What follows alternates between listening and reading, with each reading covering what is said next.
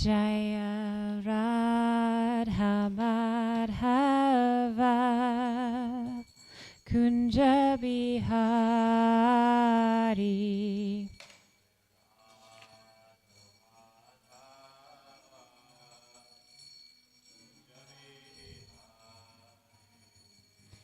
Jaya Gopi Jana Vallabha Girivaradari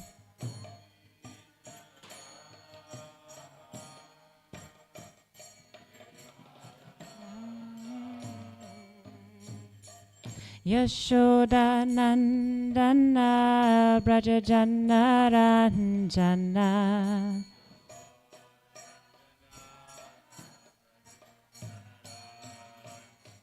Yamuna Tira Vanachari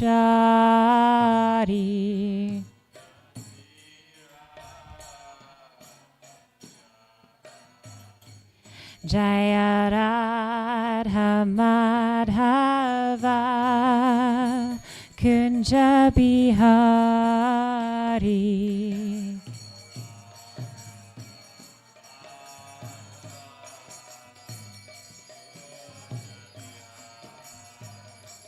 Jaya Gopi Jana Vallabha Girivaradari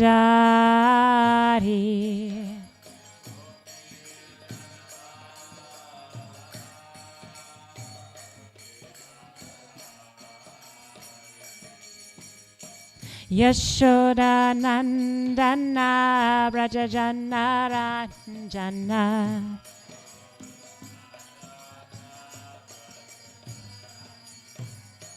Yamuna Tira Vanachari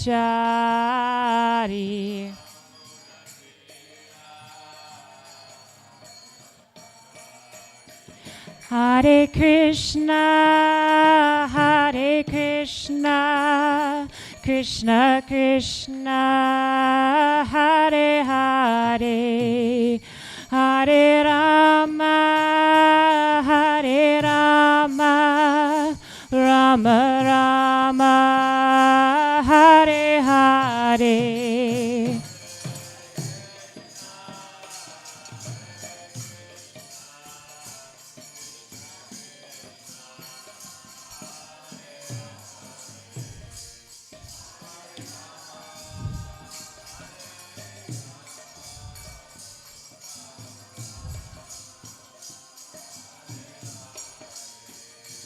Hare Krishna, Hare Krishna, Krishna Krishna, Hare Hare, Hare Rama, Hare Rama, Rama Rama, Hare Hare.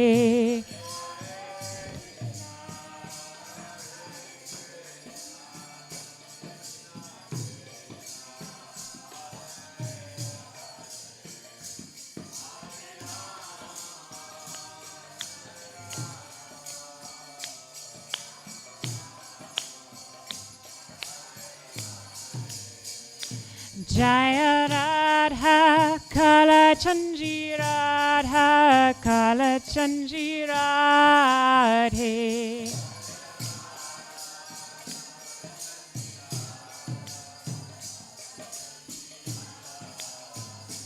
Jaya Jagannatha Jaya Jagannatha Jaya Baladeva Jaya Subhadra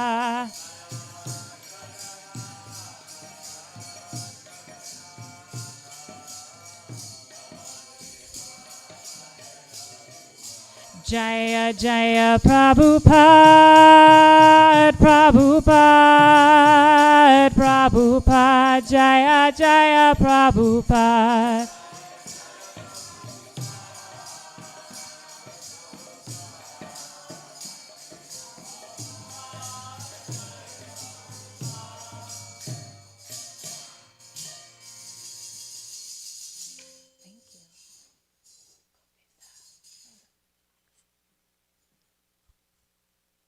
helping me.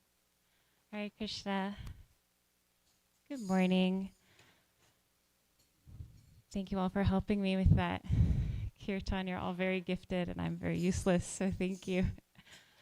My name is Manjari Gopika Devi Dasi, and today we'll be hearing from the Srimad Bhagavatam, Canto 10, Chapter 2, verses 15 through 19, focusing on verse 19.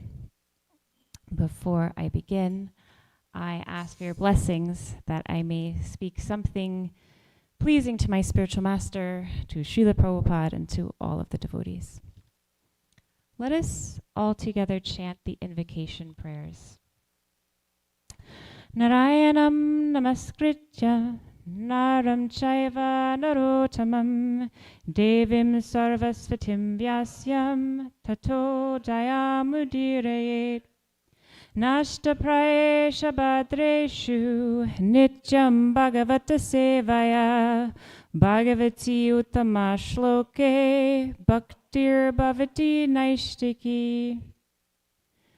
Om Jnana Timirandasya Jnananjana Shalakaya Chakshurun Militam Yena Tasmai Shri Guruve Namaha. Jaya Shri Krishna Chaitanya Prabhu Nityananda Shri Advaita Gadadhar Shivasadi Gaura Bhaktavrinda. Hare Krishna, Krishna Krishna, Hare Hare, Hare Rama, Rama Rama, Hare Hare. Om Namo Bhagavate Vasudevaya.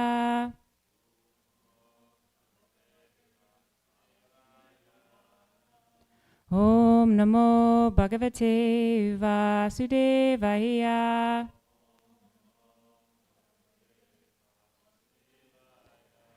Om Namo Bhagavate Vasudevaya.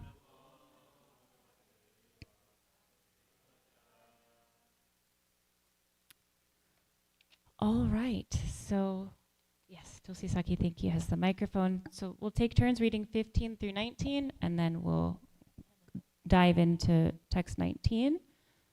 So right now, who knows where we are in this text?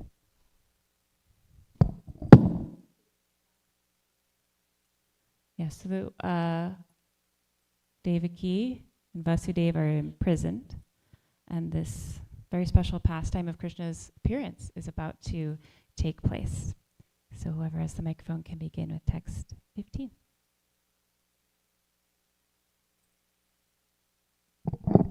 When the child of Devaki was attracted and transformed into the womb of Rohini by Yogamaya, Devaki seemed to have a miscarriage. Thus all the inhabitants of the place loudly lamented, "Alas, Devaki has lost her child." Thus, the Supreme Personality of Godhead, who is the super soul of all living entities and who vanquishes all the fears of his devotees, entered the mind of Vasudeva in full opulence.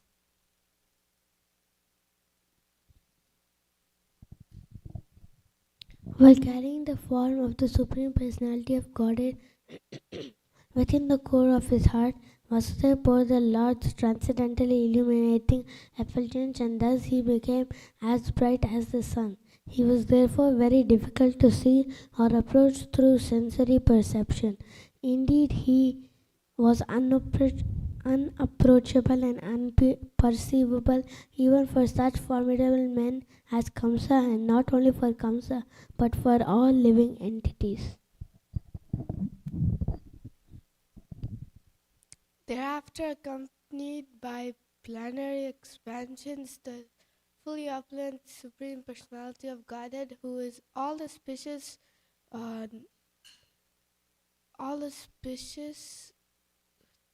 for the entire universe, was transferred from the mind of Vasudeva to the mind of Devaki. Devaki, having thus being initiated by Vasudeva, became beautiful by carrying Lord Krishna, the original consciousness for everyone. The cause of all causes within the core of her heart, just as the east becomes beautiful by carrying the rising moon.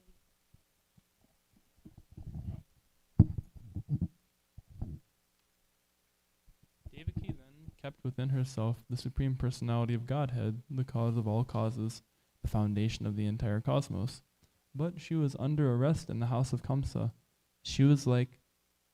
But because she was under arrest in the house of Kamsa, she was like the flames of a fire covered by the walls of a pot, or like a person who has knowledge but cannot distribute it to the world for the benefit of human society. Thank you. We'll now take a deeper look at text 19, which is our focus verse for today. Sa Devaki sarva jagan nivasa nivasa bhuta nitaram nareje Bojendra gehe ganishi kivaruda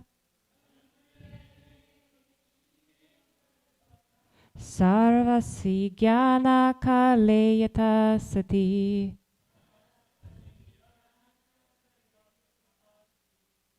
Please chant. Sa Devaki sarva jagan nivasa Nivasa bhuta nitaram nareje Bojendra gehe ganishike varuta Sarasvati jnana kaleyata sati. Sa Devaki sarva jagan nivasa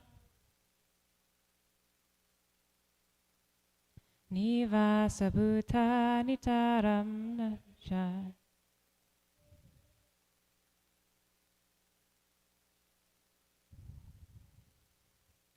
Bojendra gehe agnike varuta Sarvasvati jnana kaleyata sati.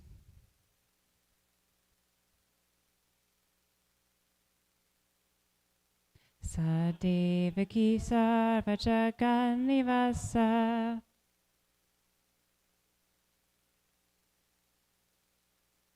Nivasa bhuta nitaram nareje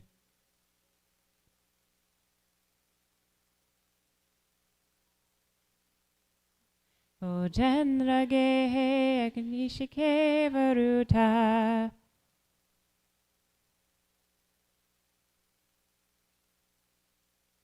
Sarvasvati jnana kaleyata sati.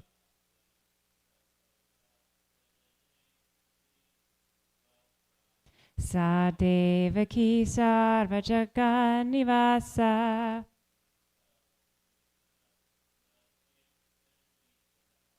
Nivasa bhuta nitaram nareje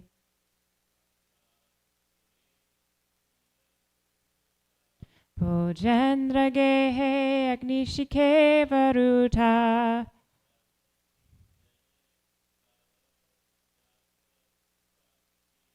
Sarvasri jnana kaleyata sati.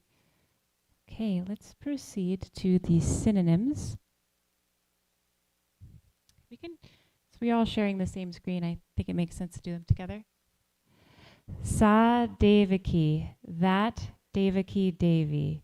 Sarva Jagat Nivasa, of the Supreme Personality of Godhead, the sustainer of all the universes. Matstani Sarva Bhutani. Nivasa Bhuta, the womb of Devaki has now become the residence. Nitaram, extensively. Na, not. Reje, became illuminated. Bojendra Gehe, within the limits of the house of Kansa. Agni Shikav Iva, like the flames of a fire. Ruda, covered. Sarasvati, knowledge. Jnana Kale, in a person known as Jnanakala, one who possesses knowledge but cannot distribute it. Yata, or just as. Sati, so being. Translation and purport by His Divine Grace, A.C. Bhaktivedanta Swami Prabhupada. Devaki then kept within herself the Supreme Personality of Godhead, the cause of all causes, the foundation of the entire cosmos. But because she was under arrest in the house of Kansa, she was like the flames of a fire covered by the walls of a pot, or like a person who has knowledge but cannot distribute it to the world for the benefit of human society. Purport. In this verse, the word jnana kala is most significant. Knowledge is meant for distribution. Although there is already much scientific knowledge, whenever scientists or philosophers awaken to a particular type of knowledge, they try to distribute it throughout the world, for otherwise the knowledge gradually dries up and no one benefits from it.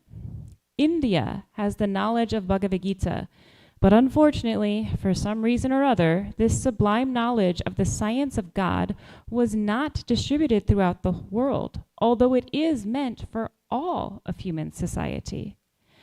Therefore, Krishna himself appeared as Sri Chaitanya Mahaprabhu and ordered all Indians to take up the cause of distributing the knowledge of Bhagavad Gita throughout the entire world. Yare deka tare kaha Krishna upadesh.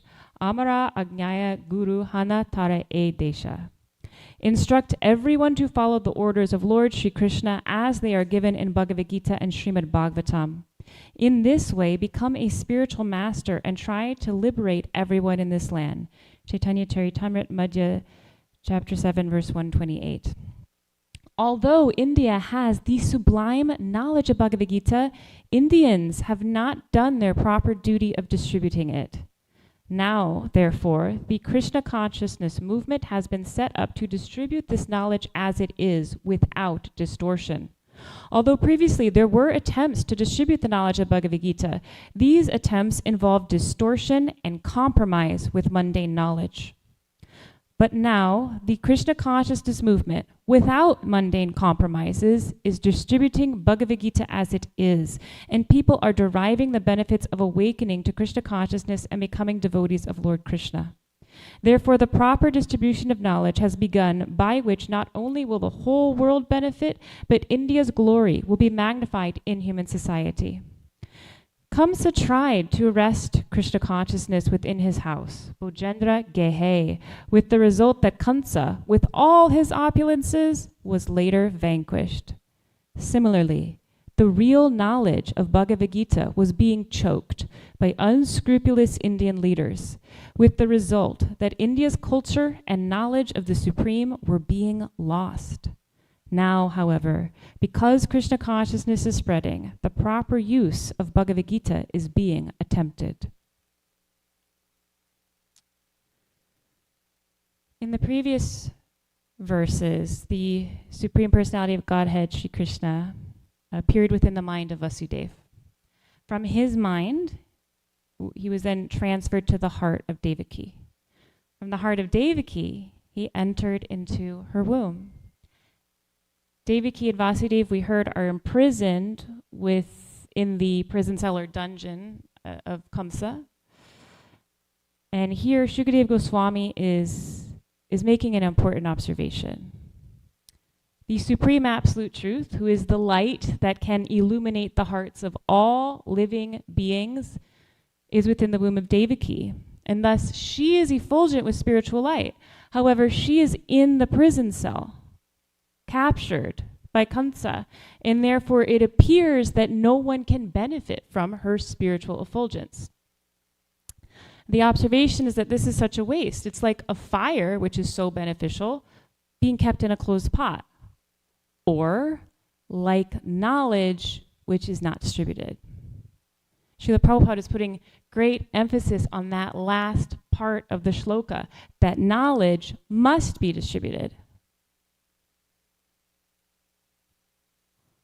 Real knowledge, Krishna explains in the Bhagavad Gita, is to understand that he is the source of everything, that he is in everything, that everything is in him, and that he is to be worshipped as the Supreme Lord. That is real knowledge, according to Krishna himself. And how do we get that knowledge? From a devotee. It's the only way we can access it. And Krishna himself descends into this world out of compassion. And it is said that a true devotee of the Lord is also very compassionate. A pure devotee experiences only one real suffering. What is that? Separation from Krishna.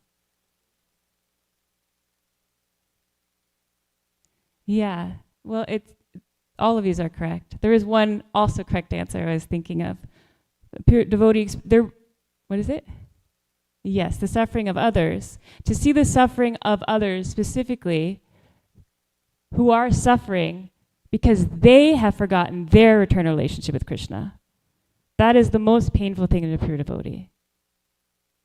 And transcendental knowledge teaches us the process by which we can become disentangled from the birth and death and be reestablished in our eternal position of loving service to Krishna. This knowledge is meant for everyone. It's not only pertinent to one segment of the world's population. It's meant for everyone, and thus it is meant to be distributed.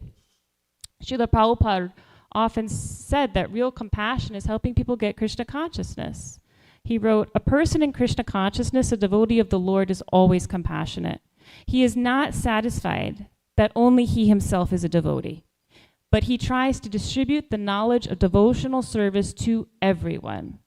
There are many devotees of the Lord who faced many risks in distributing the devotional service of the Lord to people in general."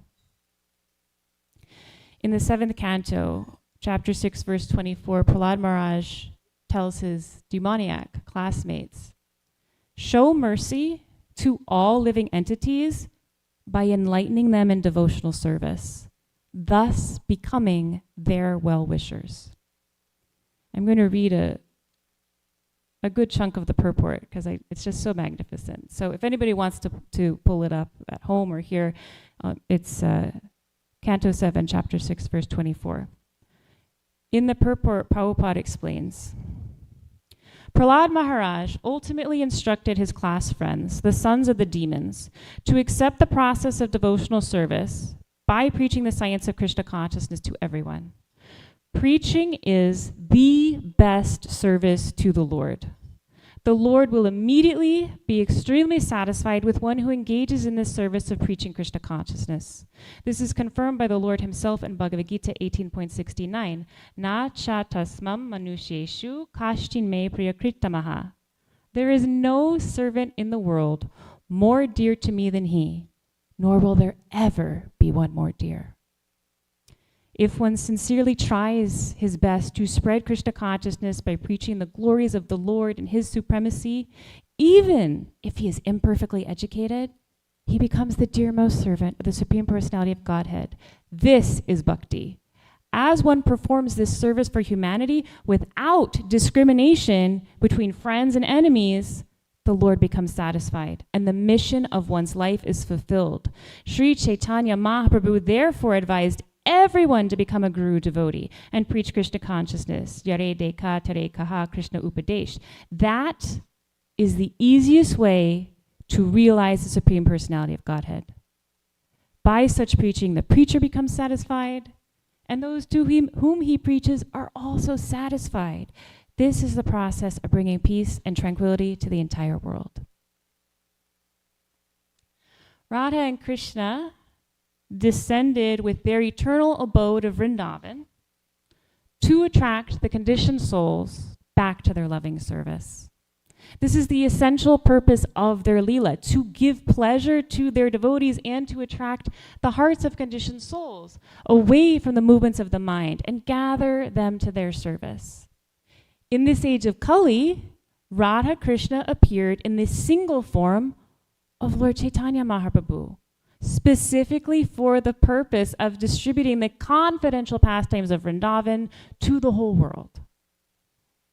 And through the process of cleansing the heart, of chanting the holy names, Lord Chaitanya explains what is real preaching.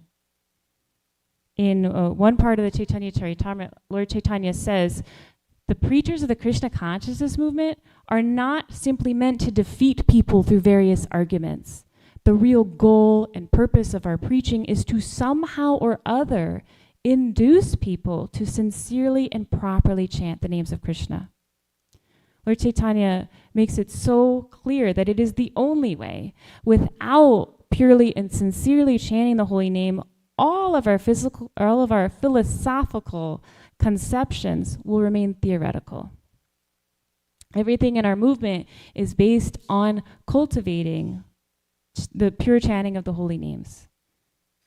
Srila Prabhupada gave us a lot of structure by his great mercy, but His Holiness Radhanath Swami Maharaj said that we must understand this lifestyle that Prabhupada has given us. We must understand the principles philosophically, with conviction, by studying his books, but we must also understand that it's all based on the principle of creating the proper environment in our consciousness so that we can chant the holy names and purify our hearts and give that to others. I heard a class by His Holiness Tamal Krishna Goswami Maharaj in which he expertly explained preaching. So brilliant. I mean, having Tamal Krishna Goswami Maharaj explain preaching is like Michael Jordan teaching you free throws. So I took so many nuggets from that. But so His Holiness Tamal Krishna Maharaj said, our business is how correctly, how perfectly we can repeat the message of that we have heard from our spiritual master. Our business, he said, is to pass down the message from Krishna. And if we are pure, then there will be no less an effect from hearing Bhagavad Gita from our lips as when Arjuna heard Bhagavad Gita from Krishna's lips. Maharaj further explained that when you have heard properly, you will speak properly. And when you speak properly, you'll hear properly and you will want to preach. He said simply to hear and not preach, only half the job is done. You will not properly realize what you have heard unless you try to explain this knowledge to others. So the teaching process is twofold, he said. First, you must hear properly, then you must speak perfectly, and only when you have heard, then there will be proof that you have understood. Because if you only hear and don't share, you're going to forget everything. That's what he said. But if you do this, if you try to give this knowledge to others, you'll depend on Guru and Krishna, and they will help you. And you'll become very, very dear to Krishna. And he made one last point that I took away. He said, and who should we distribute it to? Everyone. The Panchatattva didn't discriminate. Krishna is the Lord of everyone. We hear constantly how Sri Chaitanya Mahaprabhu and his intimate associates, they were very, very much inspired to give Krishna consciousness to the fallen souls. Lord Gauranga Mahaprabhu, after he accepted initiation from Srila Ishvara Puri, he was overcome by prem and he immediately wanted to run to Vrindavan. That was his only focus, his only thought. He was running like a madman through the forest, trying to somehow or other reach Vrindavan. And I heard a class by His Holiness Radhanath Swami Maharaj where he explained that as he's running through the forest, a celestial voice spoke to him, stopping him, saying, "My dear Lord, you are our eternal master, but you have descended especially to establish the Harinam movement. You have descended to spread this knowledge of chanting Hare Krishna throughout the world. Go to Navadvip, begin this chanting, establish Krishna consciousness, and later you will come to Vrindavan." So Lord Chaitanya Mahaprabhu, he went back to Navadvip. And then, of course, later he took sannyas, he went to Jagannath Puri, and then after that, he went on his 2-year tour of South India. All Lord Chaitanya did for 2 years continuously, without stopping, is give people Krishna consciousness, the philosophy and the holy name. He was preaching so vigorously. He defied all distortions or compromises. He was attacking all misconceptions. At certain times, people even wanted to take his life.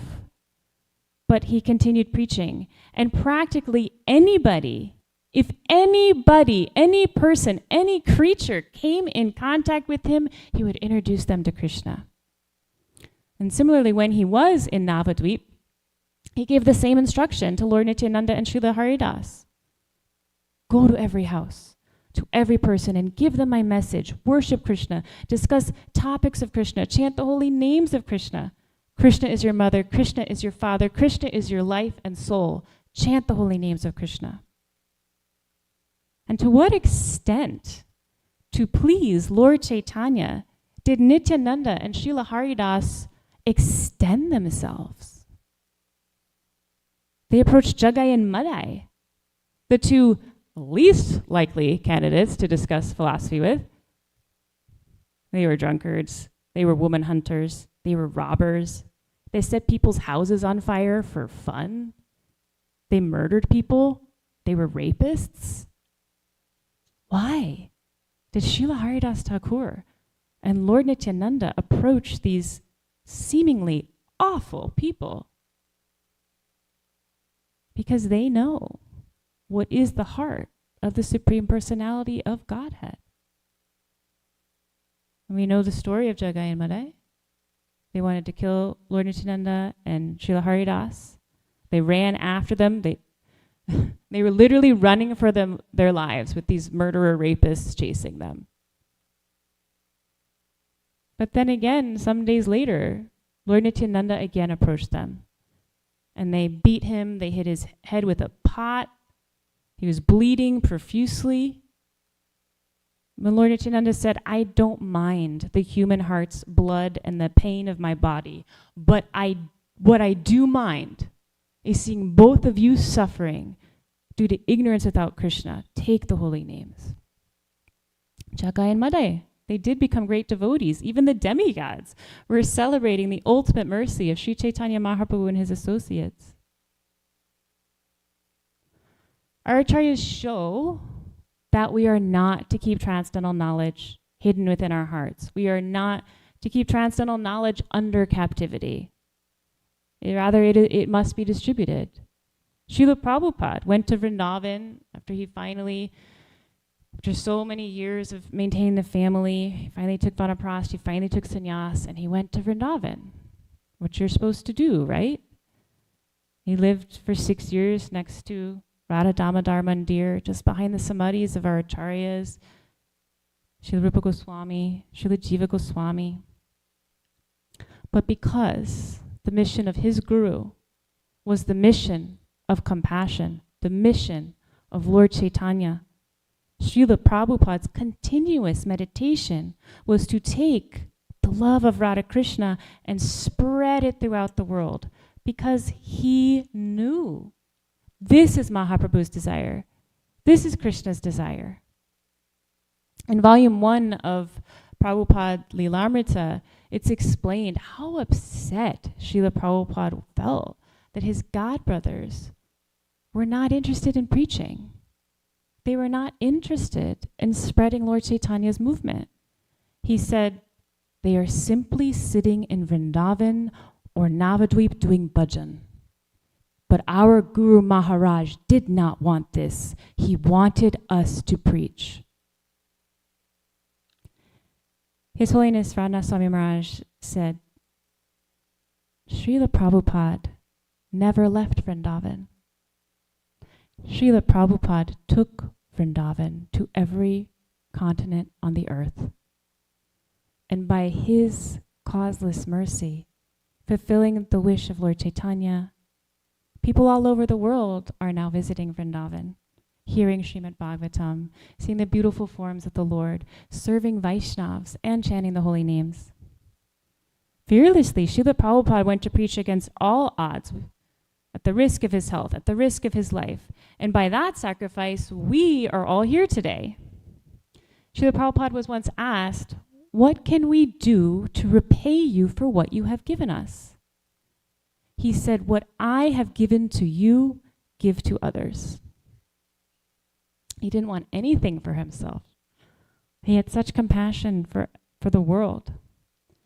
And Srila Bhaktisiddhanta Saraswati, Srila Bhaktivinoda, Srila Prabhupada, all of the great acharyas in our lineage, they have given us this message. This Sankirtan is to preach the glories of the holy name, and do so, this preaching without compromise. As Prabhupada notes again and again in the purport of today's verse, when we do that, without distortion, it is so pleasing to the Lord. If one risks their health, their life, anything to give Krishna to others, or to assist those that are doing this to give Krishna to others, that is the most pleasing thing to Krishna. However, His Holiness Radha Swami Maharaj also notes that preaching also means by our words and by our example. Unless we are following the scriptures, unless we are striving to perform our sadhana, unless we are truly trying to be the humble servants of the Lord's devotees, our actions speak louder than our words. I grew up Catholic, and my favorite saint was Saint Francis of Assisi, and there's a famous quote attributed to him. He started his own monastic order, the Franciscan order, so he trained all of the other monks, and he told them, now go out and preach the gospel, and if you must, use words. But Prabhupada has given us so many wonderful books. First of all, how to live, how to organize our lives down to the minute detail, then how to preach through our lifestyle and through our words. We have been given such immense fortune by Lord Chaitanya. He took the most esoteric secrets of Vraj Bhumi and distributed them through the whole world through Sankirtan. In the purport to Srimad Bhagavatam, Canto 6, Chapter 2, verses 36-37, Srila Prabhupada writes, the activities of the Krishna consciousness movement are meant not only for oneself, but for others also. This is the perfection of Krishna consciousness.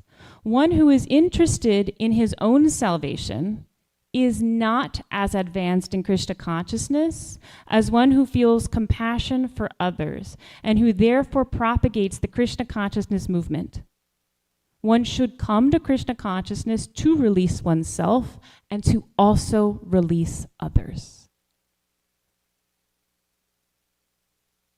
His Holiness Radha Swami Maharaj explains that preaching is not a superficial matter. Preaching is an act of real dedication, in the mood of sincere service, trying to be instrumental with a grateful heart to those great souls who have saved us. And by doing so, by sharing the transcendental knowledge that has been given to us with a grateful heart, we please them. And isn't that the only purpose in life? To please Krishna's devotees and to please Krishna? All the realizations and gifts of the spiritual world are available by the mercy of the acharyas, by the mercy of the Supreme Personality of Godhead Himself. And so the best thing we can do is to serve in the mood of the servant of the servant of the servant by sharing whatever we have heard. I'd like to hear now from you all any reflections, comments, certainly corrections. Hare Krishna.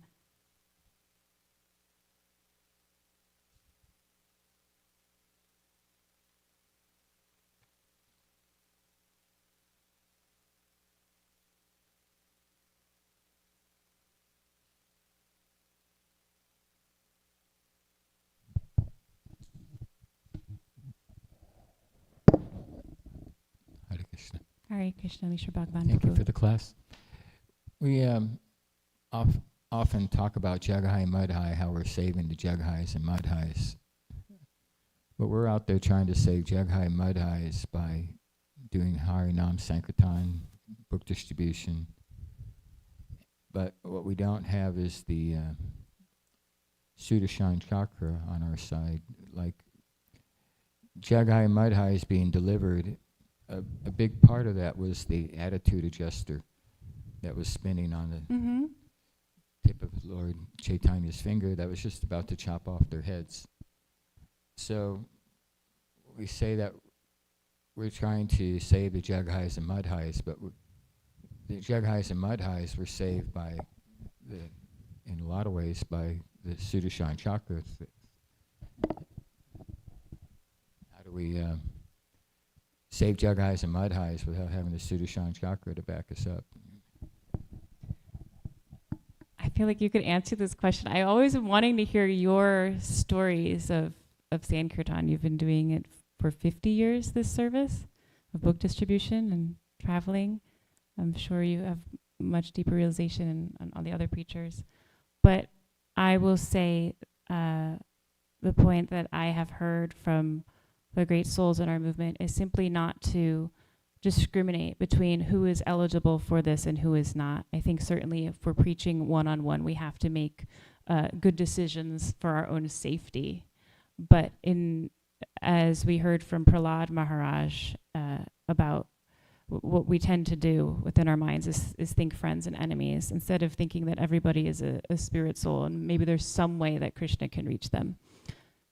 That's my answer to that.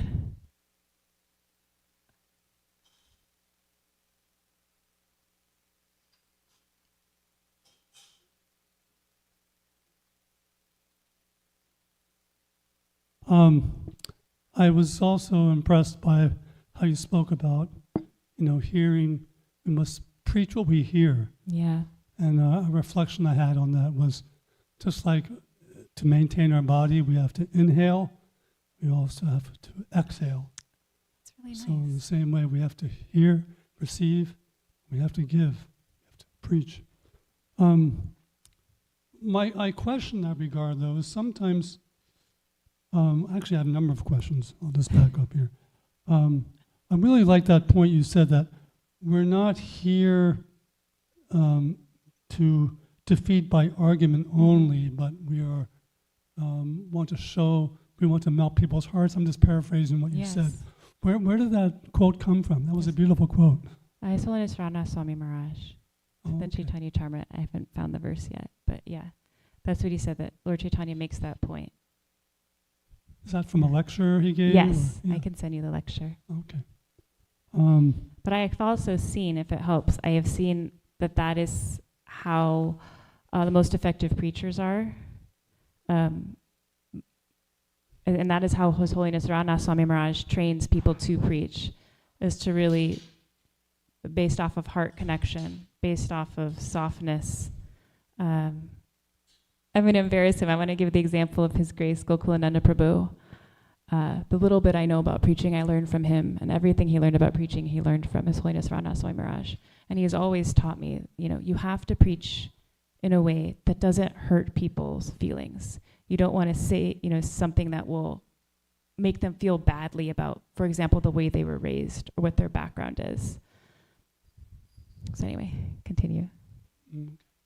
I think that speaks to your point too about, like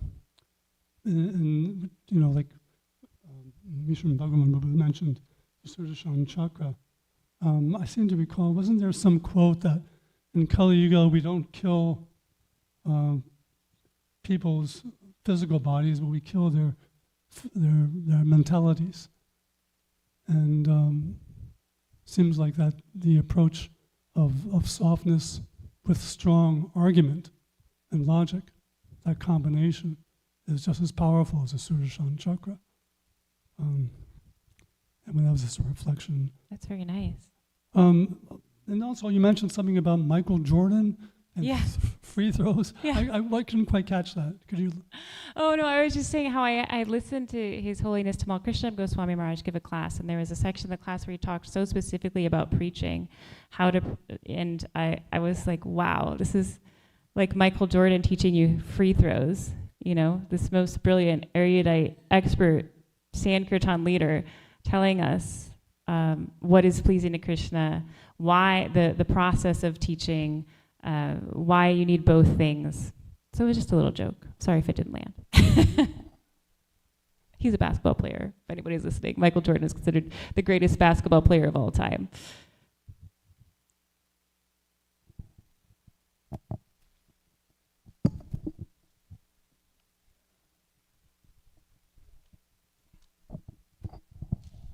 Hare Krishna.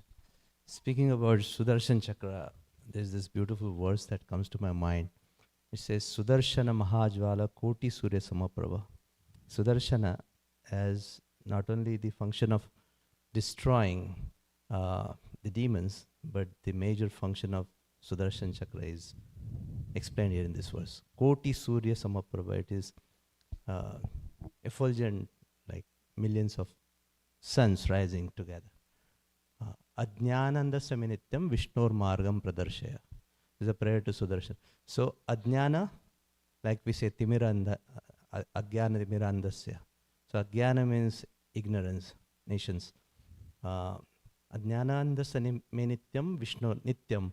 Eternally, please show me the path to Vishnu, Lord Vishnu. Vishnur Margam Pradarshaya. So, when we are trying to preach, like we are all, like I can talk about myself, like this movement is meant for Jagai Madai, is for the bottommost and offers the topmost. So Sudarshan Mahajvala. So Sudarshan is always protecting us in the form of leading us to the path of Lord Vishnu.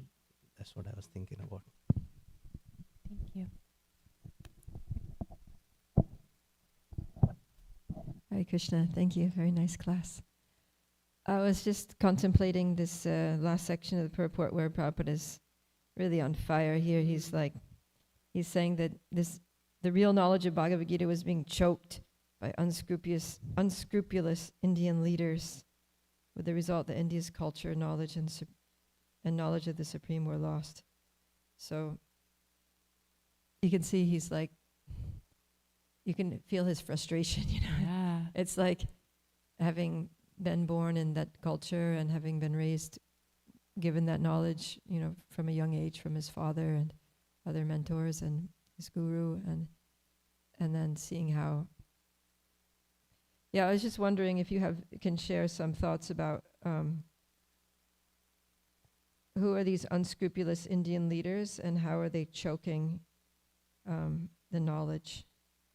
Like, what is Prabhupada referring to something specifically, or what? Well, I think he is.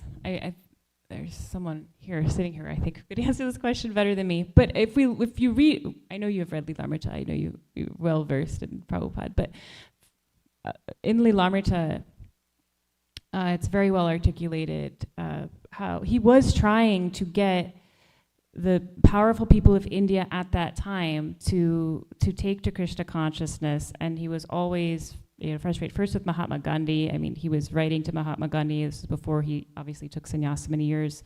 He was trying to get him the real Bhagavad Gita, the message of real Bhagavad Gita, and the letters weren't. I don't even know if the letters reached Gandhi before he was killed. And then he was always trying to reach the Prime Minister. What was her name? Indira Gandhi, thank you, Indira Gandhi.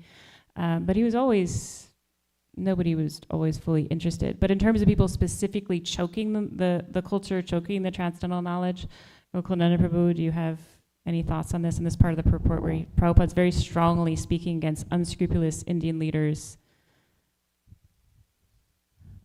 So you grew up in India and...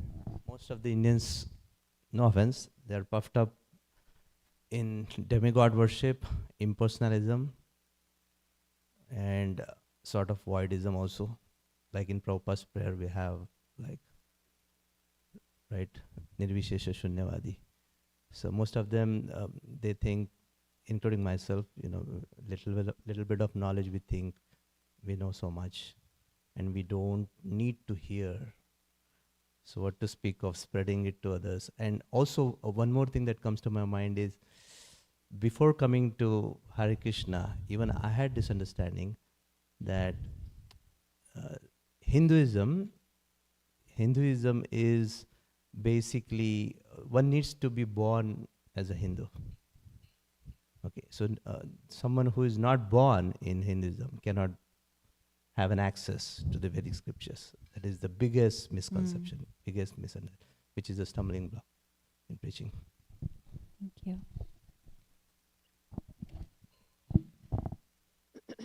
Hare Krishna, Manjari, Gopika.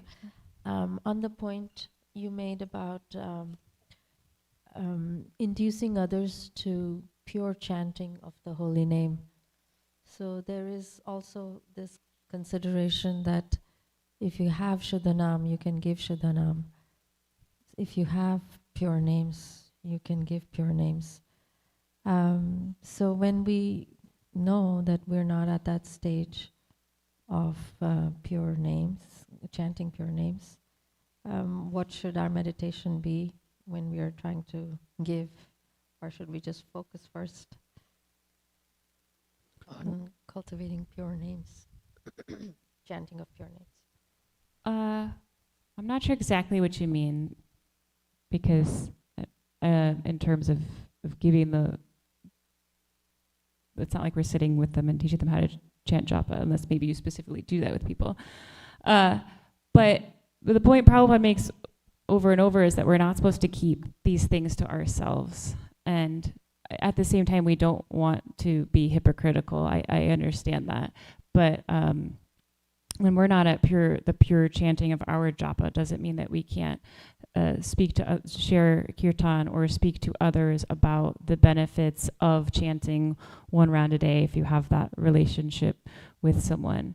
I personally think it's dangerous to have a mentality of, oh, I'll share this when I'm at this stage, or when I'm at this place in my life, then I'll do X, because that's just a game the mind is playing. I don't know if anybody has. Yes, Prabhu.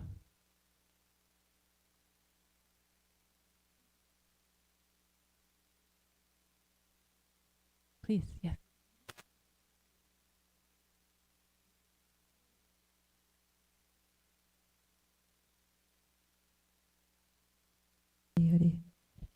I think she's saying that because she feels like she's not chanting purely, or she doesn't have a pure understanding of the philosophy, that you can only give what you have. And so she wants to give the pure, genuine item, and she feels like, well, I can't do that.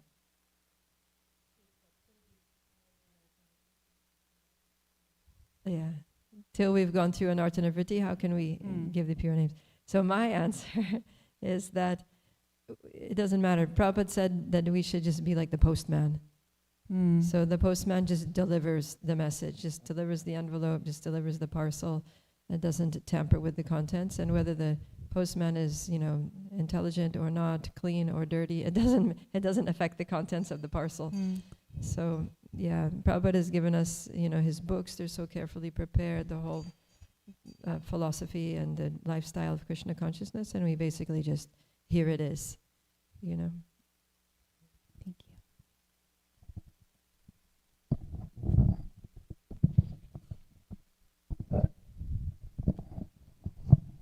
Thank you for the wonderful class. Someone asked my Guru Maharaj just this same question. I just heard his answer. He said something similar to Mataji, that it's true that it's a fact that we can only give what we have, but by giving them access or association with Srila Prabhupada or other Vaishnavas, then they're getting association with a pure devotee. So we can give more than what we have by giving them a book or by giving them association of saintly Vaishnavas. That's a perfect answer. Thank you. And I also had a question.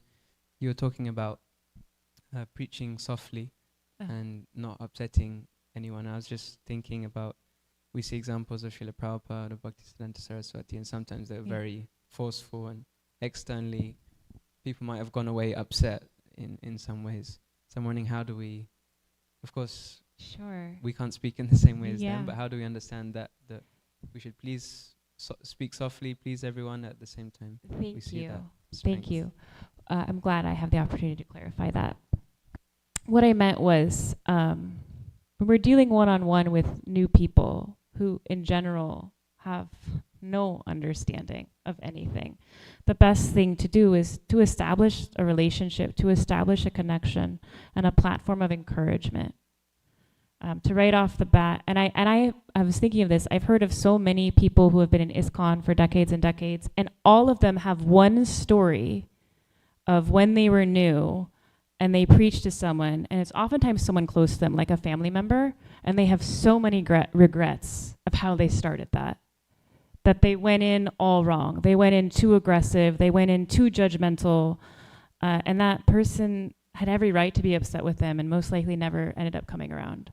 And everybody has one story that they carry around with them that they just wish they could have done things differently because they didn't have maturity at the time as to how to approach that. And also, in the preaching that I have experienced, and it's really, especially Gokulananda Prabhu used to do this because he was the head of hospitality at ISKCON Chowpatty. So his whole job was to be there and to receive visitors. Oftentimes it was the first time they were in the temple.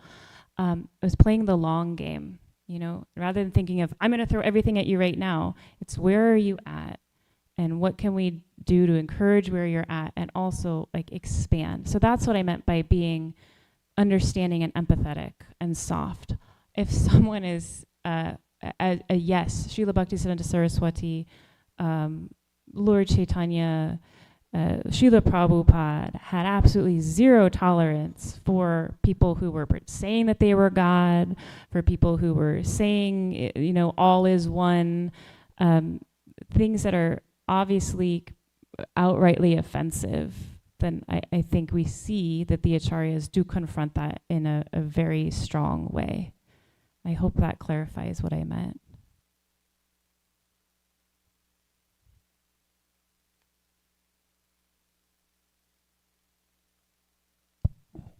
Hare Krishna. Hare Krishna. I wanted to reflect on this point. You brought up Haridas Thakur and Nityananda Prabhu, how they went to great lengths. And you also cited Srila Prabhupada's example to please Lord Chaitanya in spreading the Sankirtan movement. And I'm wondering how far we should go. How do we know what's too far, what's too dangerous? Like even just at White Rock Lake Park yesterday, it wasn't so bad, but there was this man in a big truck and his girlfriend was very interested in the book, but he forcefully called her back into his truck. And in fact, he was so enraged with us that he blasted this foghorn that he had installed on his truck. I've never heard something so loud. It shook my entire body, and he pushed it for like 10 seconds straight, and we had to run away. It was very disturbing. And then he just drove away like a madman. And so I was thinking, you never know, someone like that could have a gun. Mm-hmm. And how do we know what's too risky in our attempts to share Krishna consciousness in a crazy place like Texas? Yeah. Yeah. Thank you for your dedication. Absolutely, we want you to be safe. I hope that as brahmacharis they establish some kind of like trainings for when a situation has gotten a little too heated and how to walk away or something. To your point, Texas is a pretty crazy place. How far is too far? Isn't the Gokulananda, what would you say? Prabhupada Priya, you've been preaching around the world about Sankirtan many years. I have never really put myself in those situations. So I would like to hear. I have an interesting incident that happened when I was out there on book distribution back in Mumbai. So I was in the local train and I made an announcement in the compartment. It was the luggage compartment, by the way. So there were so many hawkers with their huge, the Indian typical sort of baskets carrying the vegetables and everything.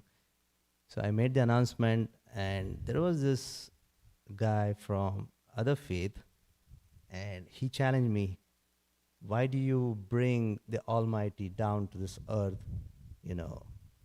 And Krishna just inspired me and said, oh, you read this holy book? I said, yes. What is it made up of? And he said, the paper. And how does the paper come from? The tree. And where does the tree come from? The earth.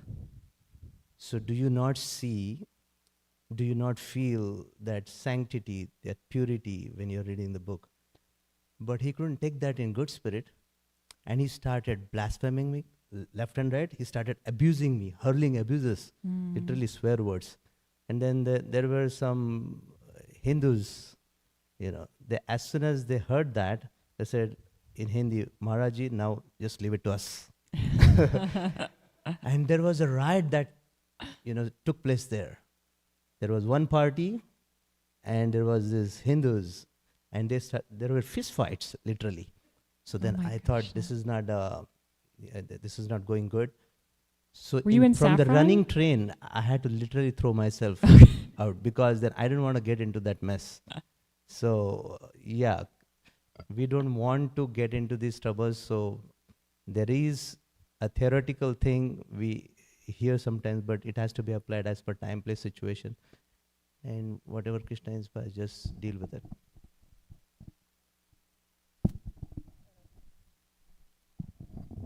Hare Krishna. Whenever I've had experiences with aggressive people, it's like as soon as you see that they're going to start getting aggressive, I just immediately go into pacification mode. I just start saying whatever I need to say. It doesn't matter what it is. Just say whatever I need to say to get them to just be peaceful and go away, basically, without hurting me or making a scene or something. Just to diffuse it. That's true. Just diffuse it. Just placate.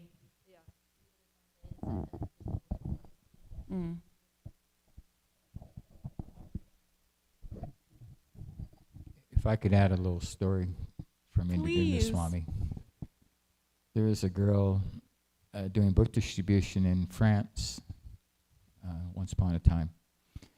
And there was a man from Spain, and she approached him and handed him a Krishna book, and he got really angry with her and actually threw her off the train onto the platform, and I think it broke her arm. Oh.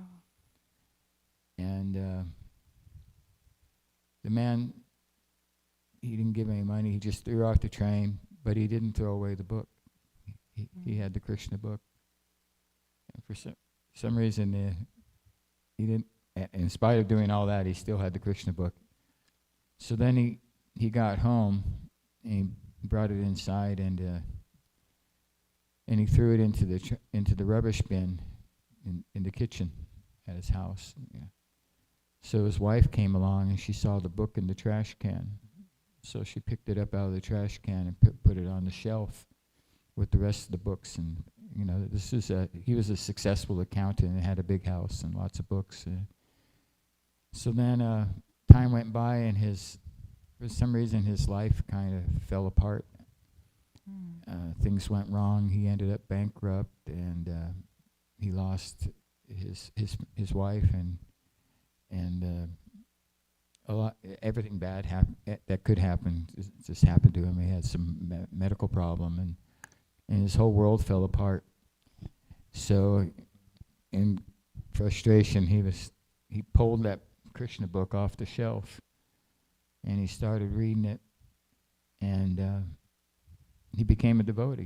He joined the temple. He ended up becoming the accountant and the temple treasurer. Wow. So anyway, it's interesting. It was that Mataji, she risked her life, but somehow he became a devotee out of the whole thing. Thank you.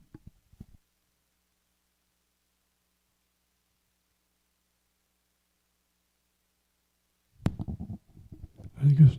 Hare Krishna. Yeah.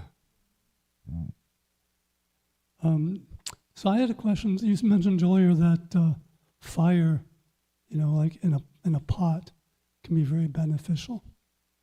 And I was thinking that also fire, if it's misused, can be very destructive. And we were speaking earlier about how, if we're not, if we don't understand, if we just like the postman, and I'm just playing the devil's advocate here. I'm not challenging. I'm just trying to get a deep understanding.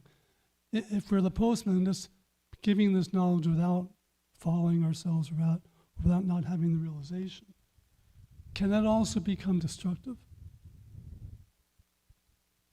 I don't know if it'll be Well, I guess if people blatantly see you being hypocritical, someone that you've preached to, right, then seeing you hypocritical, then that makes them lose faith. But overall, I'm thinking that preaching without following, I don't know how effective it would be. You know, I don't know if you get the mercy of Krishna if you yourself are not really striving. Are your words as effective? I don't know.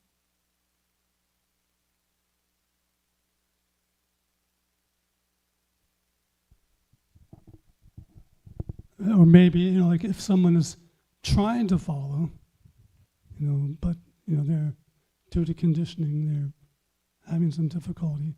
That's different from someone who's Blatantly disregarding, right. thinking that's for other people, that's not for me. Right. Yeah, I would think so. We know Krishna sees our intention.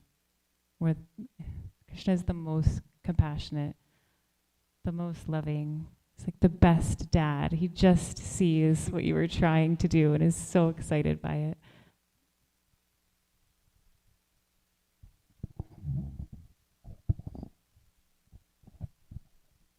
Thank you, Prabhu. I think the point I'm getting is that if we're sincere, even if we're at a level that we're not chanting pure or we can access higher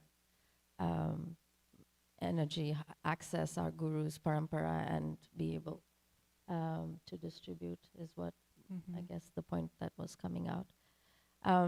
The point that Brihat Mridanga Prabhu made about I've been thinking about that ever since he said, it's like that girlfriend, I think she really needed it, because the way you're describing her boyfriend and she is with this person, she really needs a way out.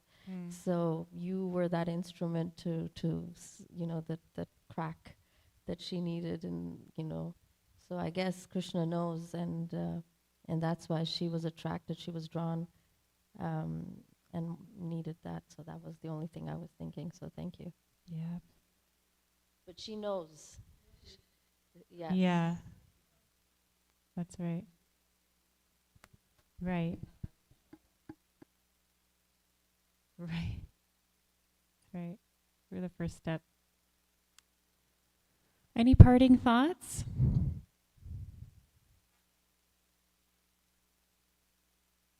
All right, thank you all so much for teaching me, for helping me, for tolerating me. Srila Prabhupada ki, Srimad Bhagavatam ki.